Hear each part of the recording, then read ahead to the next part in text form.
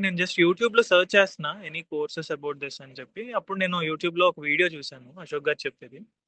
So, నాకు ఇతను అంటే మార్కెట్‌లో చెప్తున్నారు గానీ, ఆల్ అబౌట్ ఎలా ఉంది అంటే, పిన్ టు పిన్ నాకెక్కడా కనిపించలేదు మార్కెట్ లెవెల్స్‌లో. ఎందుకంటే నేను ప్రీవియస్‌గా కూడా ఒక కంపెనీలో చేసిన వాళ్ళ దగ్గర నేను తీసుకున్నా. వాళ్ళేంటంటే జస్ట్ ఇది ఇక్కడుంటది, అది అక్కడుంటది అంతే. బట్ ఇక్కడొచ్చేసరికి అశోక్ గారు చెప్పిన ఎంటైర్ ఏదైతే కోచింగ్స్ ఉన్నాయి. ఐ మీన్ కోచింగ్ ఉందో, కవర్ అయిన టాపిక్స్ నుండి లేదా అసైన్‌మెంట్ నుండి అవి రియల్‌గా హెల్ప్ అయ్యాయి. ఎందుకంటే ఈవెన్ నేను ఆహ్, ఎప్పుడైతే నేను ఇంటర్వ్యూ ఇచ్చేటప్పుడు కూడా అంటే నేను ఇచ్చేటప్పుడు కూడా నేను రీకలెక్ట్ చేసుకుంటున్నా. ఇంటర్వ్యూ ఇచ్చేటప్పుడు కూడా ఓకే.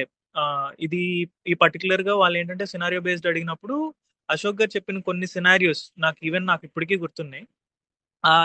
ఏవైతే సినారియోస్ ఉన్నాయో ఆ సినారియో బేస్డ్ అడిగారు. అండ్ దట్ టూ ఇదొక్కటే గాకుండా లాస్ట్‌లో నాకేంటంటే మీరు ఆహ్, కొన్ని షీట్స్ ఇచ్చారు గదండీ! ఇప్పుడు క్వెషన్స్ అవి ప్రొవైడ్ చేశారు. హ్మ్. Some hmm. Hmm. Questions around మీరిచ్చారు.